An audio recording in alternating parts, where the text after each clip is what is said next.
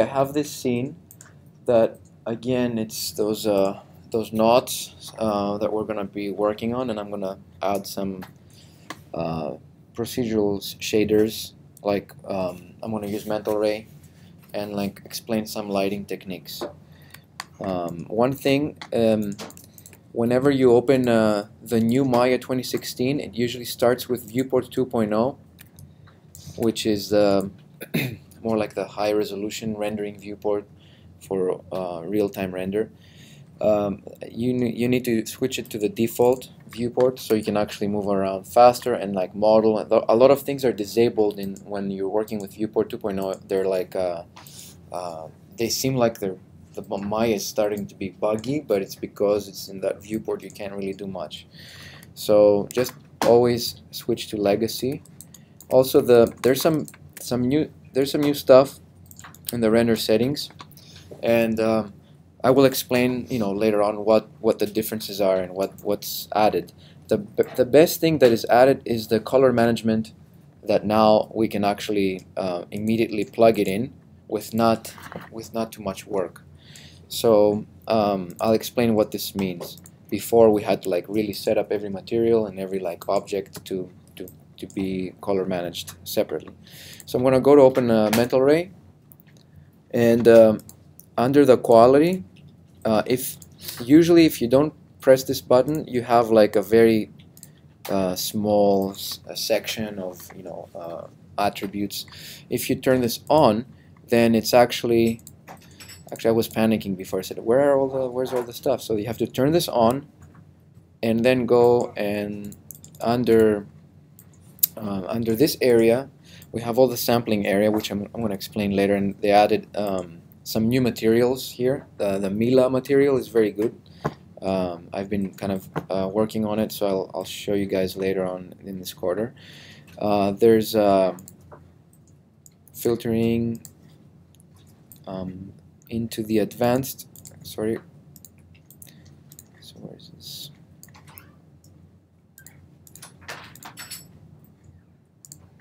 Yeah. Okay. So legacy options. Here is all the stuff we need. That means it's very similar to Maya 2016. So 2015. Sorry. So it has a global illumination and it has like final gather. Those are the two things we're going to be working on, and we're going to start with final gather. This we're going to use later on for the interior scene that you guys are working on. We're going to use the combination between global illumination and final gather. Global illumination is like a realistic lighting effect that it takes into consideration photons. So the lights have to emit photons and then bounce around the room. Final gather is more like a calculation of points, and it's not exactly a photorealistic event, but it looks like a photorealistic event, but it's not like we're going to see the differences between them and the combination also. So the final gather, right now, I'm not going to turn it on, but all these settings are exactly the same as Maya 2016, so there's no confusion here. I'm going to go to the scene, and the first thing you need to do is like look at what you have in terms of I'm going to close everything here. Your image settings. So I'm going to go and turn on the HD 1080. So that gives me image size 1920 by 1080, 72 dpi, and that's fine for now. And I'm just going to turn on this frame gate, resolution gate, so that gives me the camera so that I can move around. There's nothing here in the scene, so if I go and render something right now, if I render,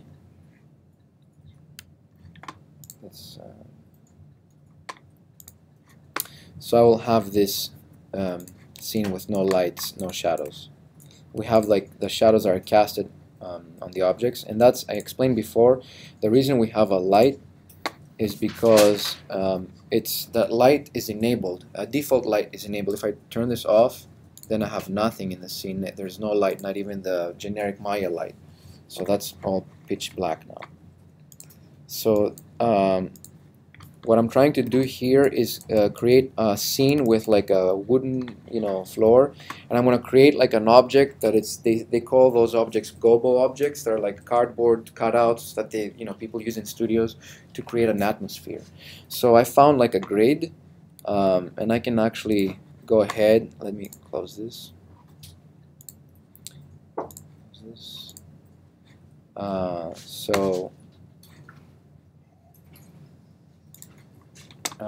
Desktop.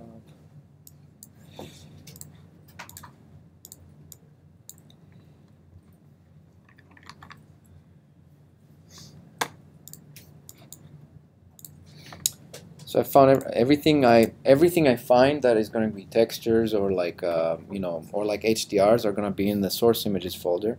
So I found this grid that I'm going to use as a cardboard.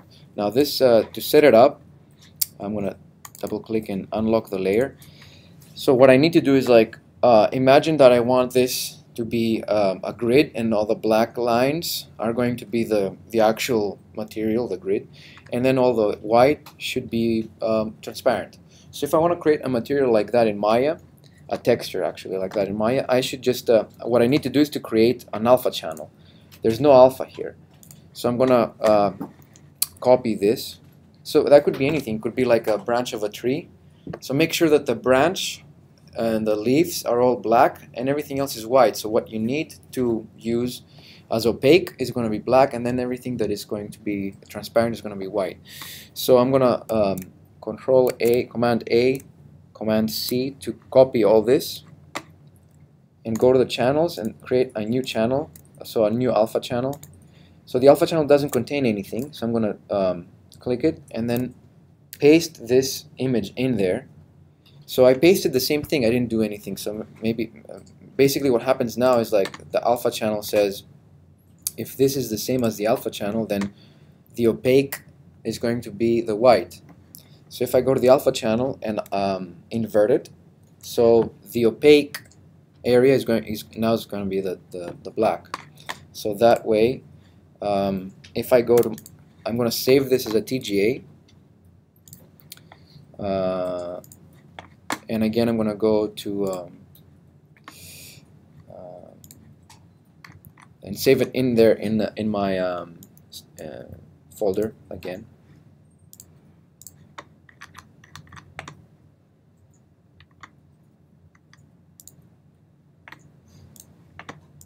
So that I'm going to name it grid final, not as a PSD, as a TGA. The TGA maintains transparency information. So if I do that and save it, 32 bits per pixel, and I go to Maya, I'll create this object right now like a flat plane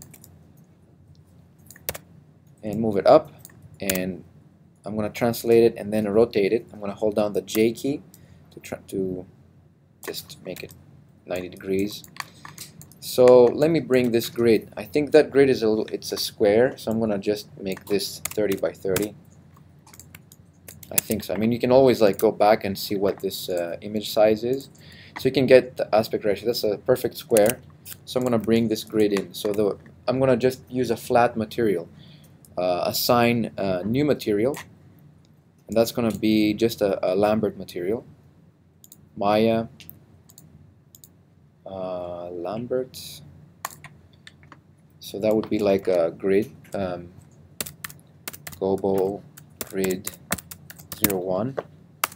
And under the color, I'm going to add that file. So notice that it goes exactly where it should, like it goes in in that folder, which is the source images. And I'm going to bring that grid final. Now if I open this and press 6, notice that this thing is transparent, which is really cool. You can do you can make hundreds of objects like that. You can actually, it doesn't have to be like a black, it can be like a colored flower or like a tree with all the colors maintained. It's just that you do that, you select it, and you do the alpha channel inverted, so then everything, I can do another one if you want. Select face? No, no, this is just one. This is not like this is a pseudo object, you know. Yeah, So it's not. What happened if you extrude it? Yeah. If you extrude it, weird things will happen, like this, you know. To the cage. So you make stuff like that. You know. It's actually stretching the texture. You can actually go and select this face now, and map the same material, assign existing, and you can actually. Does it look like that in your thing too? Here it's interlacing things. The projector.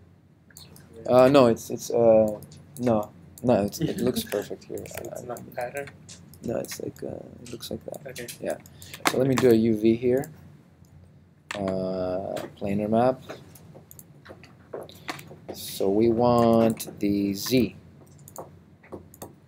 So see, I can actually create a whole cage, right? So that's good if we want to do something like away.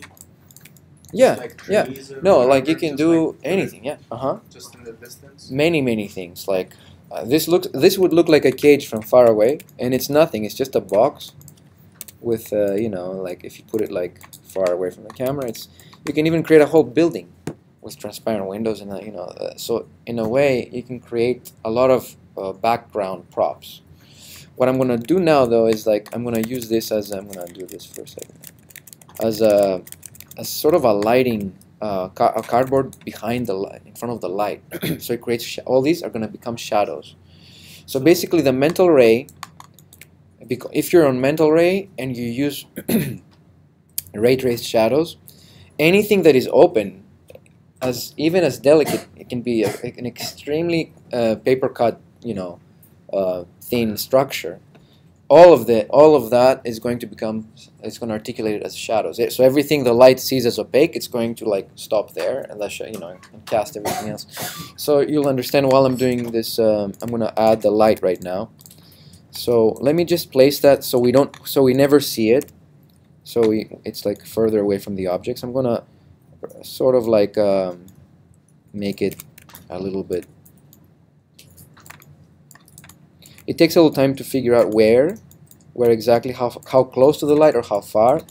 But here's the object, and maybe I'm gonna frame my scene down here so I don't see that object. So it's like it kind of like assumes that there's some window or something or some skylight. So I'm gonna make a bookmark over here. So I hold the camera here.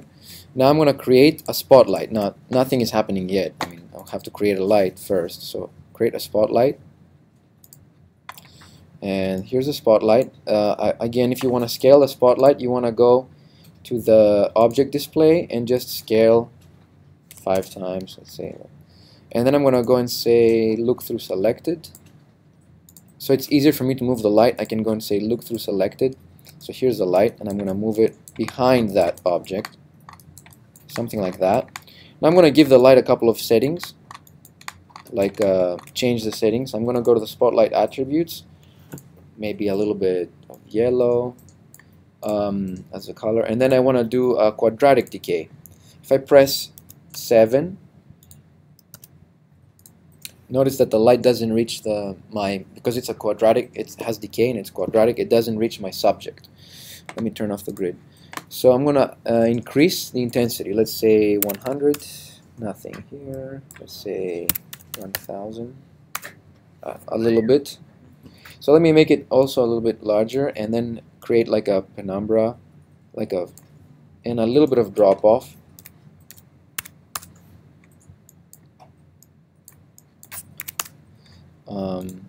So I'm going to go back to my perspective. Not much light actually. So let me add 3000.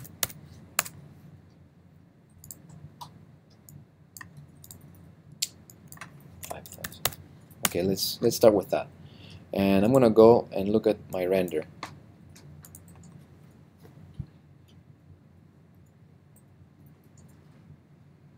So notice that we're getting this thing. Okay, so I'm gonna position that a little bit. I'm gonna actually scale it. Go back to my bookmark. Notice that the rendering is really, I mean, at this point we need to do a lot to make it like more realistic, because it's really, yeah, a lot of shit. It's like a noir film. So we want to. Okay, so we want to start fighting that shadow area. So that's the first stage, setting up some generic light. And I'm gonna go back to 5. 6 is like 5 is only shade. 6 is shading and texturing. 7 is all of it with light. So a light display. Let me, since I think we are in mental ray, of course. Otherwise we wouldn't get those shadows. I'm gonna go ahead and just turn on the final gather just to see what's the difference between having no final, like this is indirect illumination. This what we're looking at right now is direct illumination. There's no bouncing of anything. Just direct light hits the objects and just shadow, and that's it. But if we go to the quality and go to the open the legacy options, and we go down to not the global illumination, but the final gather. If we turn this on, notice that we have this as our option here. This is the render that I got, and I'm rendering. Notice that I'm rendering on 25% of the resolution, so I don't waste time. I'm not gonna even bother go to 1920 by 1080. That's gonna be at the end. And the addition that I'm gonna do now is just adding final gather. Final gather is gonna start counting points that are bouncing to our object. So let's see that. Do you notice already the difference? I don't know, in the projector might not be that obvious, but let me zoom in for a second. So do you notice something happening here? Yeah. From here to here? Only by adding final gather, and with the materials we have our flat shaders, flat Lamberts. They don't have any reflection, but still, because they're white, they're light gray or something, the light hits that surface as it would do in reality, and then bounce a little bit of light back. So we're actually fighting the shadow area right now. I'm going to stop the video here. These are videos that I don't want to exceed too much time, so it's easier for you guys to watch. So let me stop the video here.